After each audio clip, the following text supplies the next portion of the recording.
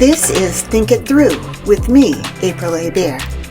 Get ready to start thinking. I know, it's hard, and you'd probably rather not. But here we go anyway. Hi, and welcome to episode 13 of Think It Through. In episode 12, I talked about a fallacy called the misplaced burden of proof. That occurs when someone tells you to do your own research or look it up yourself instead of providing the appropriate evidence for their claim. That fallacy notwithstanding, as a general rule, you should definitely do research and look things up. That's a critical part of critical thinking, and it is the focus of this episode. I'm going to share with you an interview I did recently with Celestia Ward, one of the hosts of the Squaring the Strange podcast. On their website, which I'll link to in the show notes, they describe it as follows. Squaring the Strange brings evidence-based analysis and commentary to a wide variety of topics, ranging from the paranormal to the political, investigating ghosts, debunking conspiracies, dodging chupacabras. If a claim seems strange, Ben, Celestia, and Pasquale will try to square it with the facts. In our interview, Celestia and I talk about a lot of things, like how she ended up hosting such a fascinating podcast with equally fascinating co-hosts, but our main focus is on looking at research from a skeptical perspective. What do I mean when I use the word skeptical in this context? Well, there are a couple of different definitions of the word skeptic, so it's good to know which one we're using here. For instance, one meaning of the word, and it's the one many people are familiar with, is someone who has serious doubts, reservations, or is mistrustful or disbelieving. You might know someone who, let's say, doesn't believe in climate change, and they call themselves a climate change skeptic. Well, sure, they qualify as a skeptic according to that definition. But that's not the way in which Celestia and I are using the word here. The word skeptic is derived from the Greek skepsis, which means inquiry. A skeptic in this sense is not one who's automatically doubtful or disbelieving, but one who is willing to suspend judgment in the service of inquiry, which is the seeking out of information, the investigation required to come to a true understanding or to solve a problem. So a true skeptic must, by definition, have good research skills in order to find the best, most accurate, and reliable information. Without further ado, let's listen to my interview with Celestia Ward.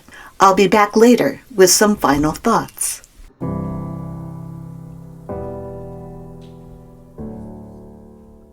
Well, hello, Celestia Ward, and welcome to Think It Through. I am so pleased to have you on my podcast today. But first, I want to talk a little bit about your podcast, because honestly, I am such a big fan of Squaring the Strange, which is a great title. You have to tell me how you came up with that. Oh, thank you. Yeah. Well, I'm just pleased as punch to be on a female-led skeptical podcast. We were talking before recording here that it's been a male-dominated field for quite a while, and it's nice to get ladies involved in the outreach of skeptical thought and critical thinking. You know, it helps every little bit. Well, I am thrilled to be doing this, and honestly, I've started doing it as part of my sabbatical. And then I enjoyed it so much that I thought, I'll just keep doing it. So here, that's how they get you. That's you've been bitten by the bug. Yeah, I have. Yeah. Well, I'm glad you like the title of our podcast. I will brag a little bit and say that I came up with it. Originally, I was just kind of a consultant figure in the background for Squaring the Strange, because it was the main guys were Ben Radford and Pasquale Romero.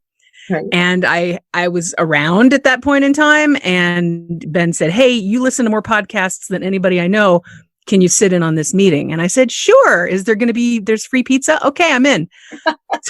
So we sat down and we just brainstormed for like 2 hours. And when it came to the names, we were going round and round and round with all the skeptical. You know how you do a brainstorming bubble sheet? Okay. And I've always liked the phrase squaring the circle, which has a rich history in crank math and in ancient Greek thought and geometry and trigonometry. And we look at strange subjects. So we try to square the strange. I mean, you really talk about the most interesting subjects. Some of them are so esoteric that I have never even heard of them. And others are, well, I don't think you could call them mainstream necessarily, but more generally, no. Yeah, well, the tagline is from the mysterious to the mundane. Yeah. So it might be a strange lizard creature that's attacking cars in Middle America in the 1980s, or it might be statistics and how people misunderstand large numbers. You know, it runs the gambit. But that's great. So basically, what do you do? Like, just give me a little bit of a rundown about what the podcast is about. We try to cover a cryptid at least once every month or so. It's a bi-weekly podcast. We used to do weekly, but that just with our regular lives, it's hard. And we do try to put a lot of thought and effort into each episode. It's not just hey, it's 4 guys talking about pop culture. It's not just a quick, off the cuff thing. We do research and we do bring things to the table and have meetings about what we're going to cover. And so once every 2 weeks, we put out an episode. And we try to make about a third of our content cryptids or strange things, like we've covered mysterious statues that come to life in folklore and mythology. And we've actually done several Bigfoot episodes because there's so much. Oh my God, there's so much. There's Bigfoot in pop culture. There's Sasquatch, hunting as a cultural phenomenon. There's a lot you can go into. With various angles of Bigfoot and the Skookum cast. And we've been lucky to have a lot of really, I don't want to say peculiar, but very specialized experts in the field of cryptozoology. So I'm so curious about how you ended up there. Like, how did you become interested in the kinds of things that you're talking about on this podcast? Well, you'll relate to this. We're both women of a certain age, and I was glued to Leonard Nimoy talking about weird things on In Search Of back in the day. Yeah. And that's incredible, whether or not ESP was real. And back in the 1980s, it's like we didn't have the internet. I'd check out books on the Bermuda Triangle and wonder what on earth was causing all these ships to go down in this strange part of the ocean.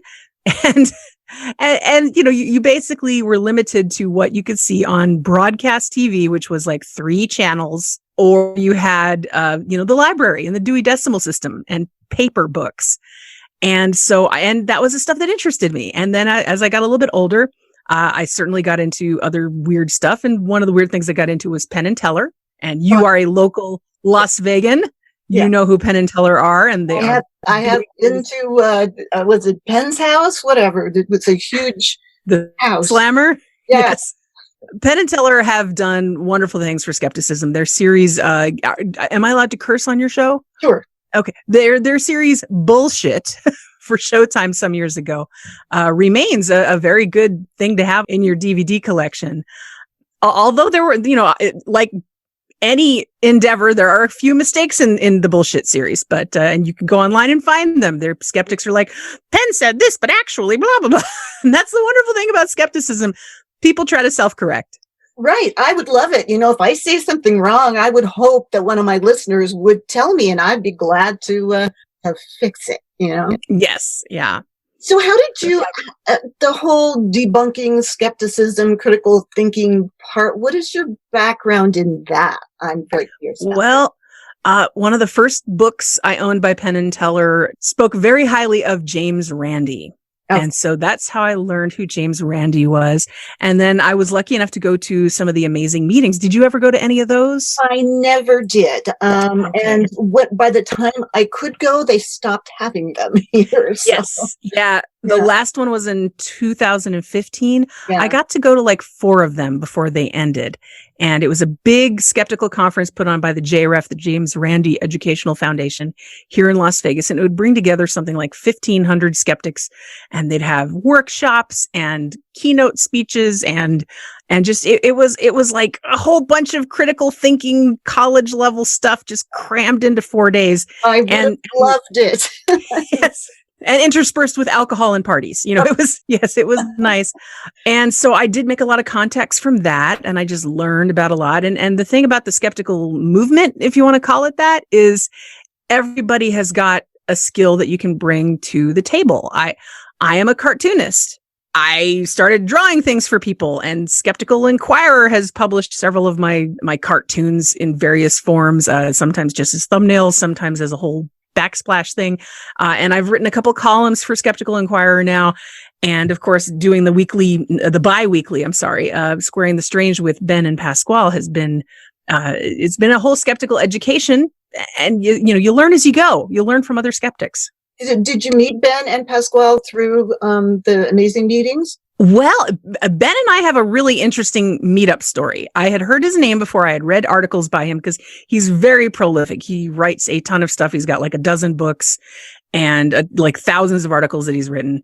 And I was at a caricature convention because I earned my main living at least I did until 2020. I earned my main living as a caricature artist. And Ben happens to be a super fan of caricature. He collects them. He loves them.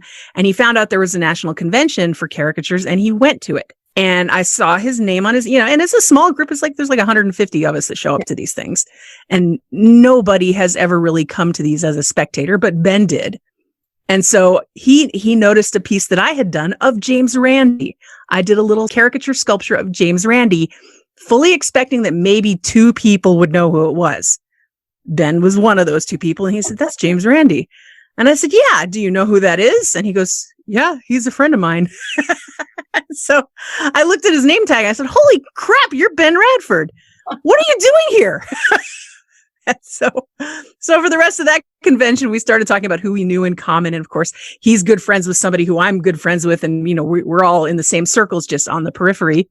And then things worked from there. He happened to need an illustration done for one of his books. And so we kept in touch that way. And eventually I ended up doing a podcast with him. That's an amazing story. Did Randy ever see the caricature you did of him? Yes, he autographed it. And it was auctioned off for a fundraising lunch or dinner for Skeptic's Guide to the Universe. During one of the recurring activities at the amazing meeting was SGU, the Skeptic's Guide to the Universe, one of my favorite podcasts. I've been listening for years and years and years. They have a fundraising dinner. And so for, $75 or whatever, you get in, you have dinner and you get to shake the hand of, the hosts and everything. And, you can donate things or participate in an auction. And so I donated the Randy sculpture. He happily signed it and was very complimentary. And, I got a chance to talk to James Randi on the phone, for some editing that I offered to do. That's my other job. I'm an editor. And he happily, when he saw me because we were talking via Skype, this is back before Zoom was the thing. It was all Skype. And he picked up some photo albums. He goes, "Before we get started, I wanted to show you." And he opens up these photo albums and he has kept every cartoon that has ever been sent to him by fans. Wow.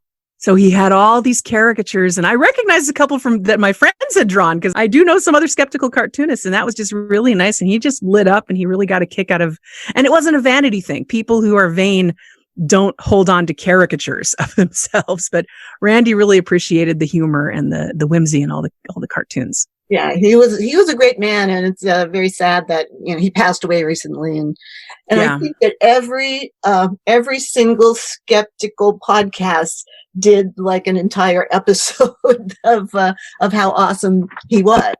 So yeah, he launched 1,000 ships. That man. Yes, he did. So the reason I called you here today. Now that we've been chatting, see banter. Podcasting is all about banter. Yes. I would like to ask you about the kind of research that you do. I mean, in my last episode, I talk about the fallacy of the misplaced burden of proof. And one of the things that people often say when you ask for evidence is look it up yourself or do your own research, which, depending on the circumstances, can actually make it a fallacy. Oh, by the way, that's episode 12. This is episode 13, which lucky number. I'm wearing my 13 shirt. Look. Awesome. I'm turning around to show her on Zoom that I've got the number 13 emblazoned on the back of my shirt. Very serendipitous. Yes. And serendipity is a whole nother conspiracy theory we could go down. So yes. I really wanted to approach research from your point of view. You know, how would you approach research on something that, well, like a folk tale or a story, some kind of narrative that is out there in the world that a lot of people believe, and you want to get to the bottom of it, and see like where it came from and why people believe it. And well, that's a big, broad topic. And you could listen to every one of our episodes and get multiple answers for days and days on that. But when I run into somebody which, as we all do often, who says, well, blah, blah, blah, Fauci has created COVID, blah, blah, blah, do your research. I'm tempted, and sometimes I do, to just say, when you tell me to do my research, do you mean watch the specific 5-minute YouTube video that you just did? Or, do you have degrees in epidemiology? There's this type of folksy, grassroots, totally democratized research that people cling to now. I can do my research because I have a computer. Right. And by all means, cranks are nothing new. There have been cranks for centuries before the internet. But now cranks have this huge cherry orchard that they can pick whatever they want from. And when I go out into that same cherry orchard, I try to be extremely aware of the fact that I'm a human being, and all human beings have biases and faulty thinking. And we have to constantly be on the guard for our own selves, to make sure, a lot of what we talk about on my podcast is just the constant self-policing of making sure that you are going down the right track when you're researching. You're not falling for something that's overblown or outrage fuel. Or we just talked to a folklorist. Actually, I'll bring this up. This is a good rule of thumb thing. We just talked to a folklorist named Jeannie Thomas. She's out of the University of Utah, and she has this thing she calls the SLAP test for misinformation. SLAP. If it is S, scary, L, the logistics don't really seem kosher. You can kind of sometimes if something's outrageous, you just run with it, you forward it before you really examine the logistics. Like, does Vladimir Putin really own 500 lions that he can release into the streets of Moscow? Is that a thing? that was just one of the memes that Jeannie brought up as an example. In Russia, they were going to release lions to make sure people stayed in quarantine. And if you think about the logistics, okay, how much money does it cost to upkeep a lion? Times that by 500. Really? Is there a place that has 500 lions just ready to go? So logistics, that's a very hyperbolic example. But so if it seems unlikely, it's probably unlikely. Basically. Well, yes, but logistics, specifically, and one other one that pops up is this meme that says, well, we're very lucky because if the Earth was 10 feet closer to the sun or 10 feet farther away, life couldn't exist. And the logistics on that don't pan out because, well, we have seasons and the Earth is constantly moving closer and farther away from the sun. So no, that's bull crap. So we have the S and the L. Scare. Is it scary? And does it work out with the logistics? The A stands for A-list people or things, and A-list meaning a celebrity or a really big company. Of course, I'm thinking Bill Gates, Microsoft, Apple, Amazon. Oftentimes urban legends and false information goes around about celebrities or big time companies. So if you see something float across your Facebook, that's like, Bill Gates is squeezing adrenochrome out of, the babies of the world, and he's drinking their blood. That has all three. That's right there, scary. Yeah. The logistics don't work out because people tend to notice when a bunch of babies go missing and is A-list person. And the last P, I think, is one of the most important ones. Is it prejudiced against a group of people? Is it trying to other a group of people?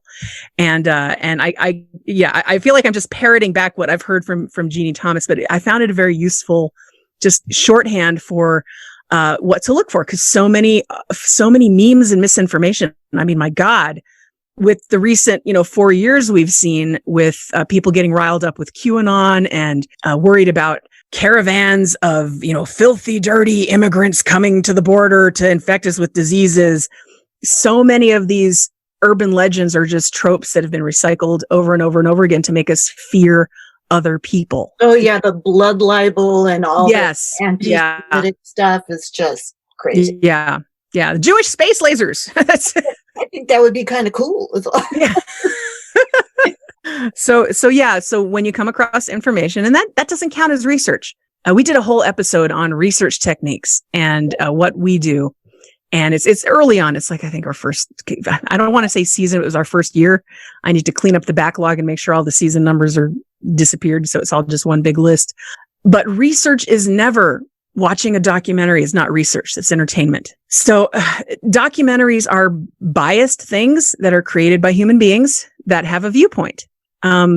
So are, BuzzFeed articles and all sorts of other stuff. However, they can point you in the direction of something. If you read this, trumped up headline about just recently we mentioned one on really lousy polls. And often journalists, again, right now, journalism is being squeezed. You got one journalist doing the job of 5 people now.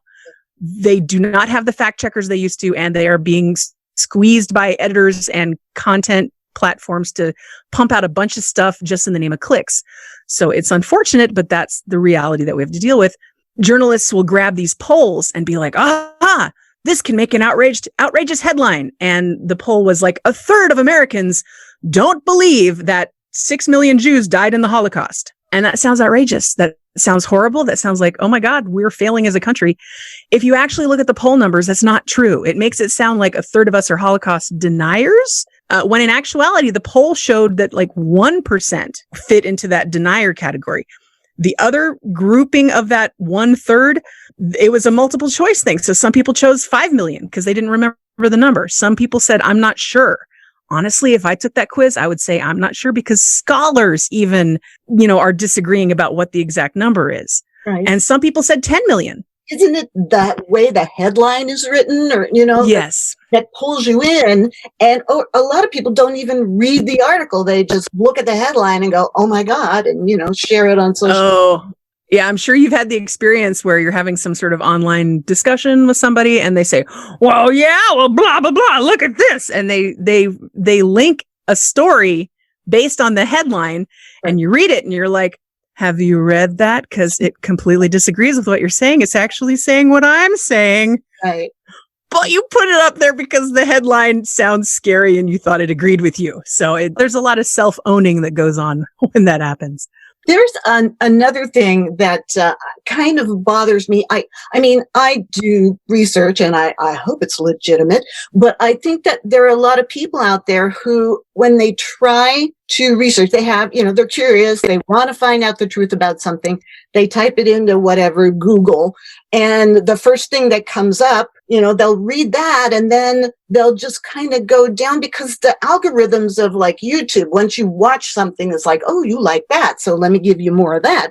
Same thing with Google. Google knows you, so you keep typing stuff into Google and it's going to keep feeding you that same, you're not going to get different viewpoints. So a lot of the times the sources, you think you're finding good sources and they're all echoing the same viewpoint. So maybe how could we find different viewpoints? Well, it's difficult as a lay person, as somebody who's not in the field. A lot of this is about trust. And I think when you talk to conspiracy theorists, they've completely lost any ability to trust any sort of expertise, except of course for their own and for, their particular favorite YouTube channel. Right. But really we still have the same resources available to us that we did 30 years ago before the internet. You can call a reference librarian. You can call a university. You can speak to, you can reach out via email or Twitter these days to somebody who has a PhD in that field. And you can get really experienced opinions on things and they'll tell you nuances of a particular subject that you wouldn't have even thought to look for or to type into Google. So number one, always seek out expertise where you can.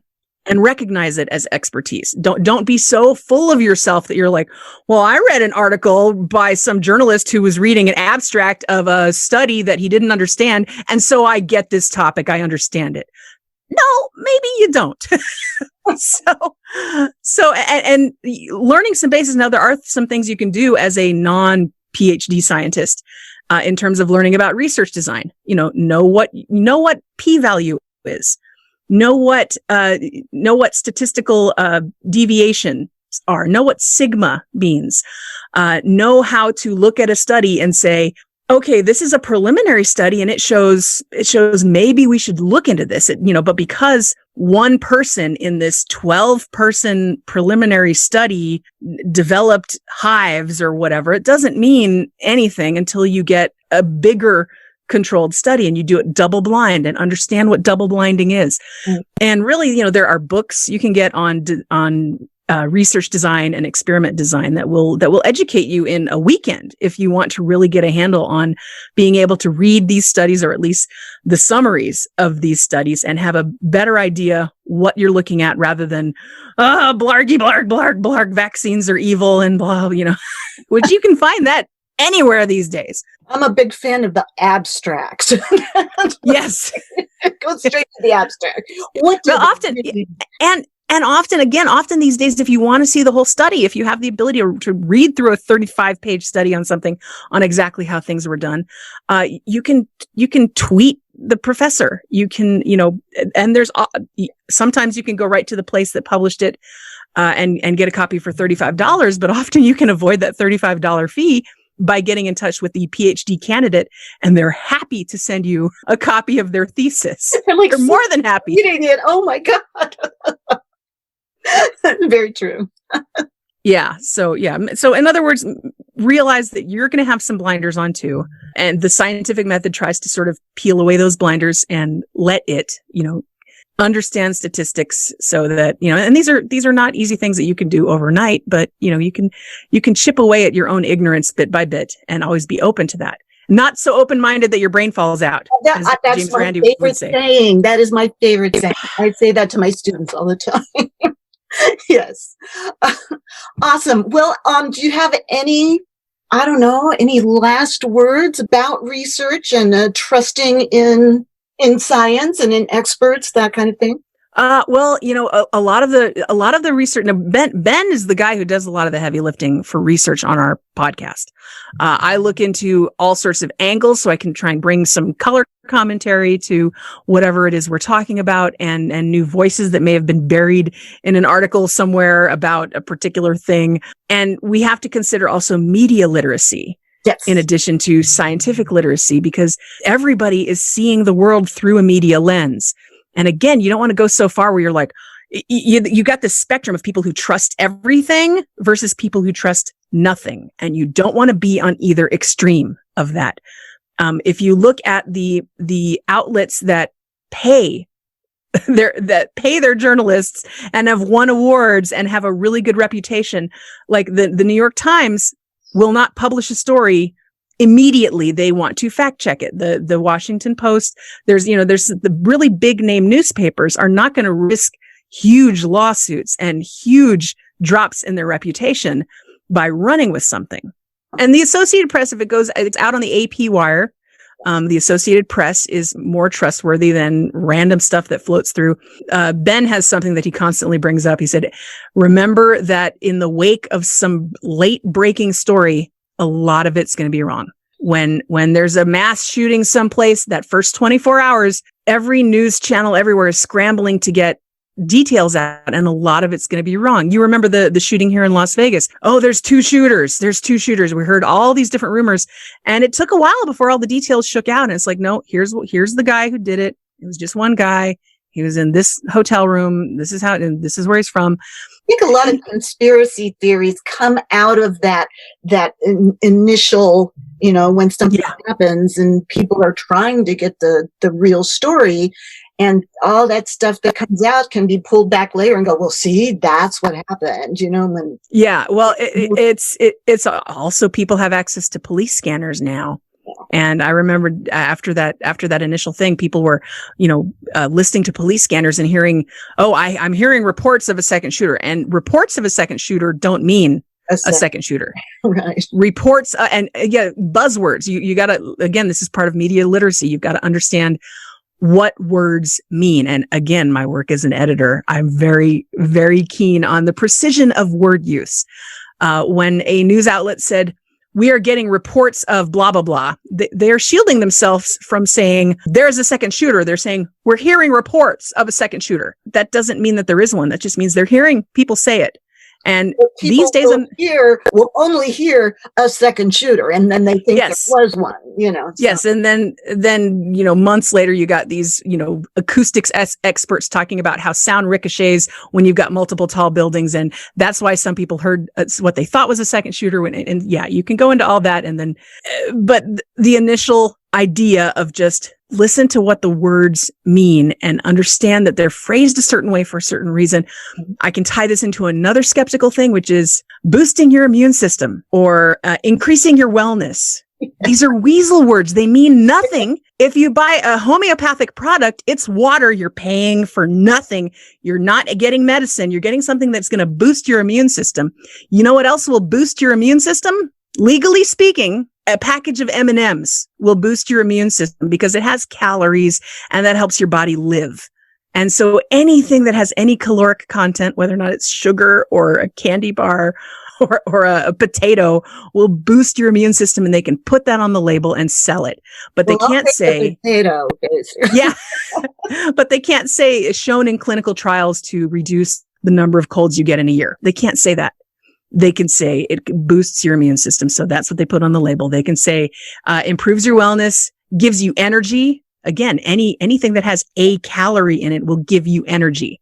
So understanding what words mean and how marketers are trying to push stuff and trying to not get sued. So peel away what the words mean and be a more aware consumer and a more aware researcher when you look at news stories.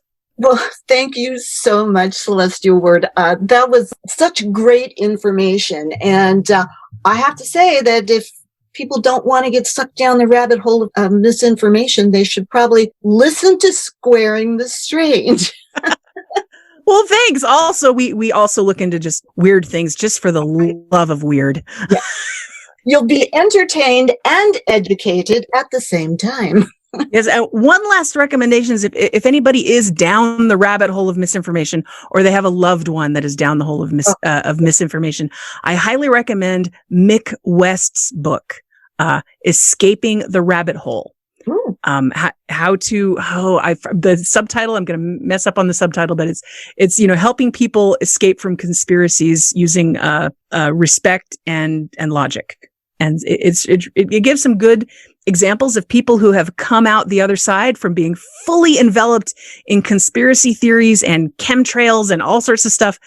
And they've gotten out the other side of it and they're skeptics now. Wow. It's just a process of reattuning your bullshit detectors so that they're not in overdrive and they can rely on actual statistics and actual scientific method. And anyway, I didn't mean to go on and on and on about Mick West, but a really good book. Hey, well, I could talk to you all day about this stuff. And I might talk to you at some other point. Anyway, again, thank you so much for joining me on this podcast. All right. Take care. I hope you enjoyed that as much as I did, and that you take the opportunity to listen to Squaring the Strange. And for those of you who don't know much about James Randi, I'll link to an article about him in the show notes. He really was the Amazing Randi, his stage name in his early career as a magician. The story of his journey from magician to skeptic icon is so inspiring, and he inspired so many other people, including Penn and Teller. I'll link to an article about their TV show Bullshit in the show notes, and you should definitely check it out. Celestia mentioned the concept of self-policing when it comes to research and recognizing our own biases. As good critical thinkers, we have to continue to realize that we are fallible, and that can impact our ability to see what truly is. And I really like the slap testing method espoused by folklorist Jeannie Thomas to determine if some story or claim is based in fact or not. If something is S, scary, L, logistically unlikely, A, blames some A-list person, product, corporation, or event, and P, shows prejudice against some group of people, like immigrants or minorities, then you really need to be skeptical about the truthfulness of that claim. I did a little research into Thomas's work and found a video of a very recent talk she gave that goes into great detail about this method, and I'll link to it in the show notes so you can watch it. She also explains what does and does not qualify as research. For example, simply spending time on the internet isn't research. Sharing stories that you find with your friends on social media is not research. Reading only a few sources or sources with questionable reputations is not research. To combat our natural inclination to be pulled in by compelling, scary stories or conspiracy theories that we run across in our news feeds, she recommends some credible sites such as leadstories.com or factcheck.org, where you can quickly check out stories to see if they have any basis in fact. Celestia is a big fan of going to the primary source of information, like reading entire research articles or contacting the author of a research study. And, like me, she puts her trust in extremely credible and long-standing sources, like the New York Times, Washington Post, and the Associated Press. She acknowledges that in the middle of late-breaking stories, lots of incorrect information can come out, and that it takes time and patience for the whole story to be revealed. And her words of support for Mick West's book, Escaping the Rabbit Hole, are very applicable in the times in which we live. I really like his advice to treat people who are locked into conspiracy thinking with respect, and to, as he says, always be kind. Shutting people out doesn't solve anything. Staying engaged with them is far more likely to help them eventually see what's going on, while keeping your relationship with them intact. Oh, one final thing. Celestia mentioned that she's a cartoonist and caricature artist by trade, and she's honestly great. I'll link to the website for Two Heads Studio in the show notes if you're interested in getting a caricature of yourself or someone you love. I think it'd make a great present. And with that, we've come to the end of another episode. I hope you use the information you've heard here to help you think it through.